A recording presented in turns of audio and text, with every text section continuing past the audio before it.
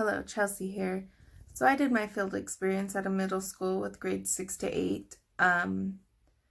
They did rotating classes on a block schedule, so every day they had different classes. Depending what class they were in, some classes had seats in a row, some classes sat in groups. The class I sat in most was a homeroom class. And with that class, there was 4 ELL students and about 7 English language students. I did rotate out with some of the students to their general education classes or to some of their elective classes. And I noticed in those classes that there was about 7 ELL students to about 22 English language students. What I did notice when I was in those classes is that all the ELL students kind of sit off to the side together. So I feel like the class kind of seems segregated. It's all the English language students together, and then all of the English speaking students together. So they didn't really mingle a lot. A typical class activity kind of just depended on what class they were in, but mostly every day there was reading, writing, math, in mostly all classes. Some areas of difficult that I noticed were every kid has a laptop of their own, and some teachers would just post their assignments onto the laptop and tell the kids to go into their class website to access what the assignment was about.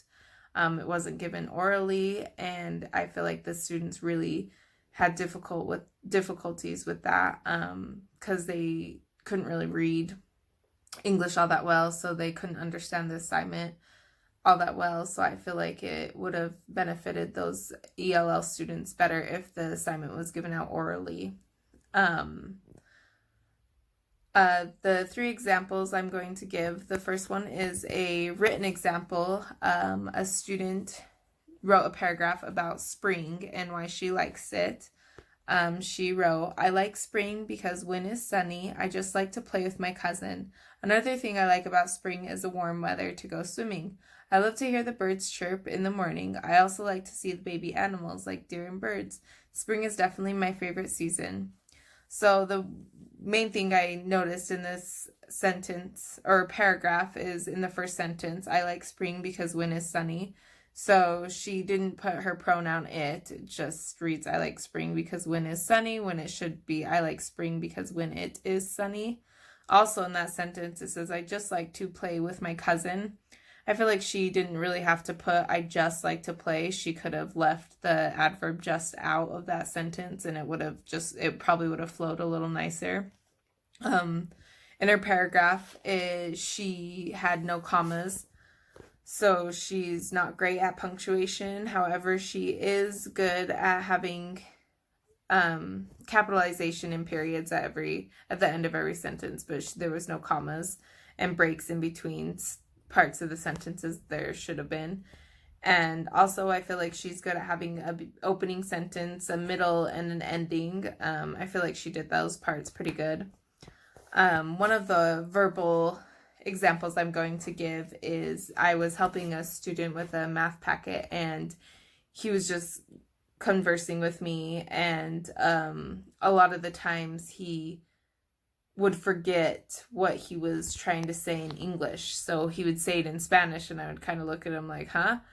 And he would get confused at himself, and he would be like, "Oh, I don't know how to say that word in English." So he would turn to his friend and ask his friend how to say a word in English, and his friend would tell him, and I'd be like, "Oh, okay, I understand." So that's one thing, one of the verbal things I noticed. Another verbal thing I noticed was I was talking with another student, and he was talking to me about another student, and he was saying how he likes to eat food a lot, and he said he likes eat. So I feel like this student kind of talked in code.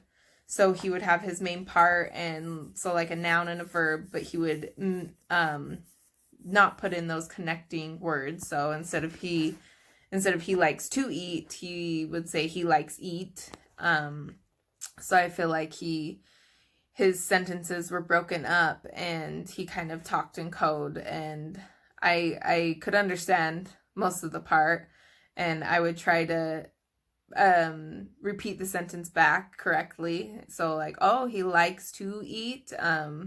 Yeah, he likes to eat, or he likes eat. So I would try to make it so if I noticed he messed up on a sentence, I would repeat it back to him. And yeah, that's about it. Thank you.